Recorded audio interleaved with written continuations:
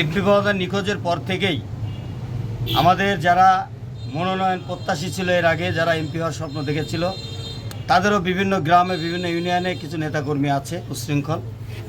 MP মহোদয় নিখোঁজের পর থেকেই তারা মূলত এমন একটা ভাব তাদের মনে হচ্ছে যে আমরা আওয়ামী লীগ করি, আমরা পতন হয়ে গেছি, তারা বিএনপি ক্ষমতায় চলে আসছে।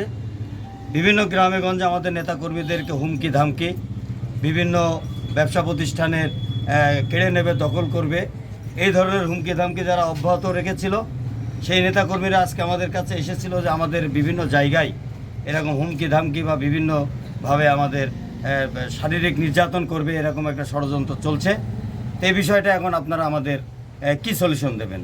তৎক্ষণাৎ নেতাকর্মীদেরকে নিয়ে আমরা কোনো আনুষ্ঠানিক না, অফিসিয়ালও না, আনঅফিসিয়াল, তাদেরকে নিয়ে আমরা বললাম যে আমরা ঐক্যবদ্ধ আছি। আনোয়ার আজিম আনার এমপি মহোদয়ের যে প্ল্যাটফর্ম, এই প্ল্যাটফর্মটা কালীগঞ্জের আওয়ামী লীগের বাস্তবতায় 80-20।